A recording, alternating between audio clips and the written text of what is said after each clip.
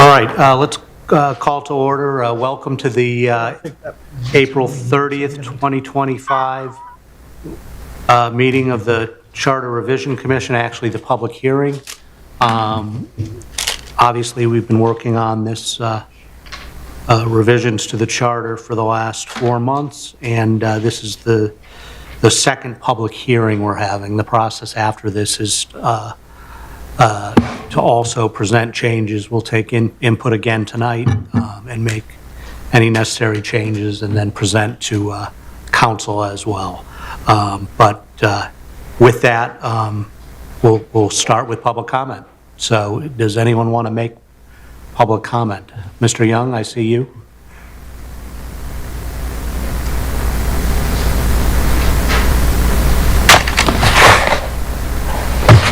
Here? Or is it over here? Oh.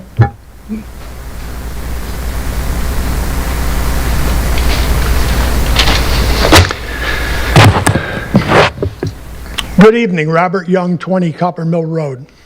I've been attending your Charter Revision Commission meetings for some time now, 4 months, off and on. And I've made a number of suggestions. And reading your online, your charter and the changes that you made, it appears to me, though, as you had said, Mr. Chairman, that didn't want to make much changes to this charter. And I think you definitely met that objective. Unfortunately, I think that the citizens at the first public hearing were asking for certain things to be put into the charter, and I don't see those in there. And I've made some suggestions too, and I don't see them in there. I think that we should, the town doesn't have a heck of a lot of participation from people. And I would have hoped that you would have done something with this charter to bring people in. There were suggestions about having referendums for the annual budget. I don't see that in there, what I read, that you decided to put that in there. And that would have brought people in. We just saw a referendum, an off-the-cuff December referendum where you had a good turnout of citizens. And I would have hoped that you would have put something in this charter to give the citizens the right to come out and vote on the annual budget. This year we're seeing a 5% increase for our budget. Outrageous increase.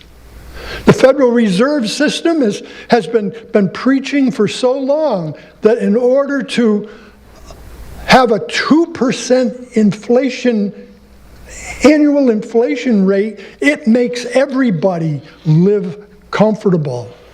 When you start having higher inflation rates, like we see here in Wethersfield, and we see across the state of Connecticut, that makes people struggle.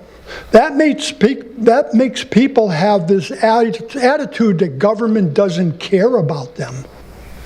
Doesn't give a damn about these people by not holding down cost. And because they're not holding down cost, we need to have a referendum on these annual budgets.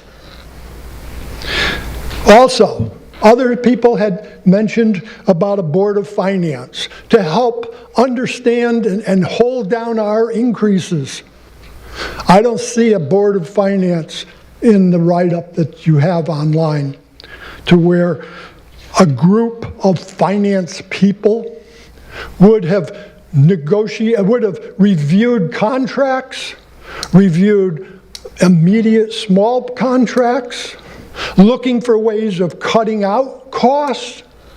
We just saw the repairs of a tennis court, where in the cost they had washing the tennis courts down, filling 567 feet of cracks in an 8-year-old tennis court, We've seen coloring of it with more money. All these things have all the overheads buried into it. And then the contractor had mobilization and surcharge. What the heck is mobilization and surcharge? And I think your Board of Finance would have taken that out. We had that when gasoline was $5 a gallon. Today it's what, $3 a gallon? There's no need for that. But because of the way our town works, we pay for that surcharge and that mobilization as well on the bid. And that's why we need, and please understand, this is a precaution to help hold down costs. The current regime that we have and the system that we have doesn't allow for any of that, and they're not doing that. I had asked we need to have an ombudsman. A person who the citizen can go to, not the town manager. He's mostly the problem, okay? He is the problem, the town manager, and it doesn't matter which one it is. We need to have an outsider ombudsman for citizens to go to when they have a problem with the way government is working. And that would help save money. That would help avoid a lot of baloney that goes on between the town manager and whoever else by having an ombudsman. But I don't see that in there either. You know, your current procurement policy where you have bidding on jobs, bidding like we have with the school system right now. Listening to the school system, I should call it the consultants for the school system, talking about costs. They're talking 20% increases, 20% escalation costs on jobs. To come to the baseline, they go to Hartford, New Haven, Bridgeport, Cromwell, and they look at the jobs that are currently being done for a building approximate the size of ours. They figure out what the square foot is going to cost there, and then they come back and it's $800 a square foot. And then they tack on. Oh, some work that was done on this was done 2 years ago. We tack on 20% each year, compound it. And now they come up with $906 a square foot. 3 years ago, it was reported in the Hartford Courant. And on one of those many articles where the current cost per square foot was $400. That's what the Hartford Courant was reporting 3 years ago. We need finance people to straighten out the way. If you're gonna get a successful referendum through, you need to have backing, and you need to have people that are going to look at these costs and make them work for the citizen. Don't forget, when you negotiate, it's the buyer and the seller. We're one of them, and we don't have anybody representing us, Mr. Chairman. And by you leaving this out, it's terrible, because it's going to go on for another 10 years of high cost to us citizens.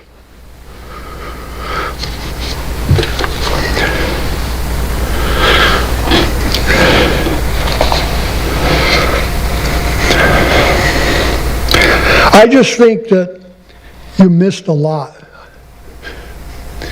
You missed a lot. And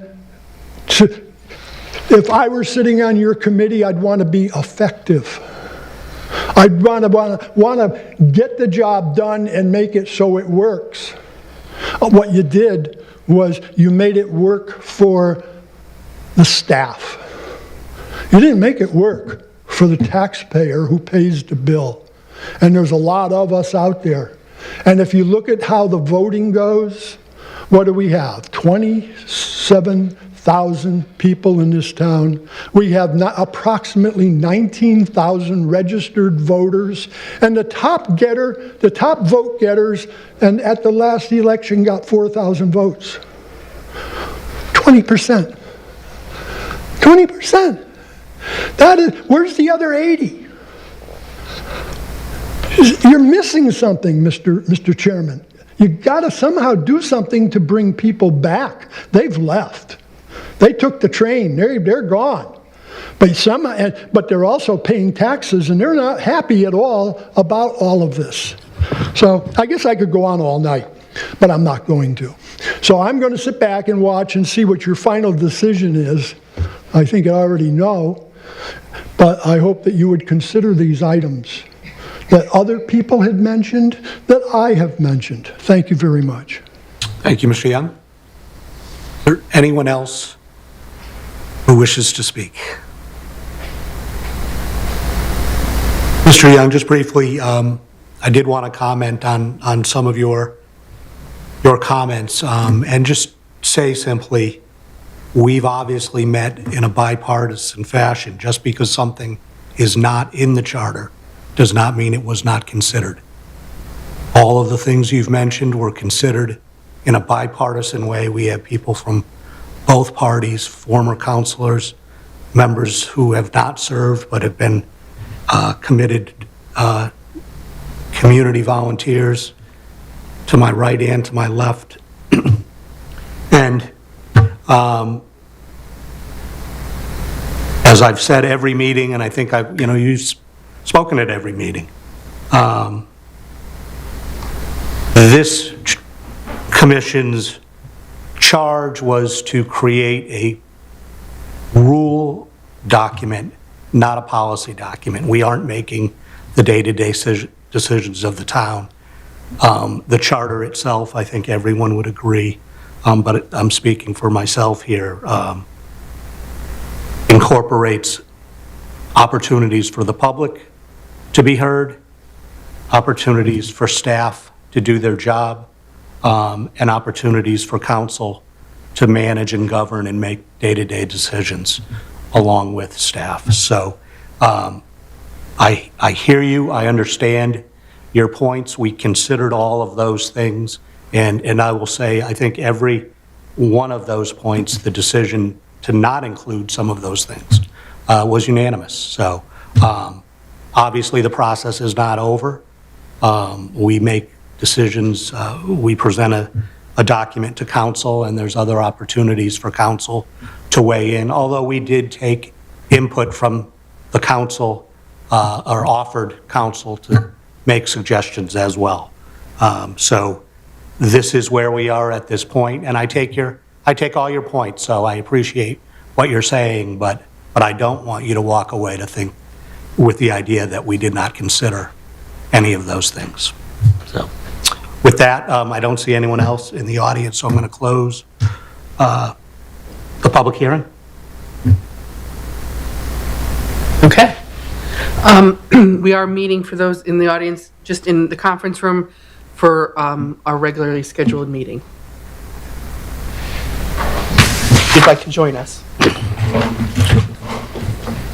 Thank you, Jim.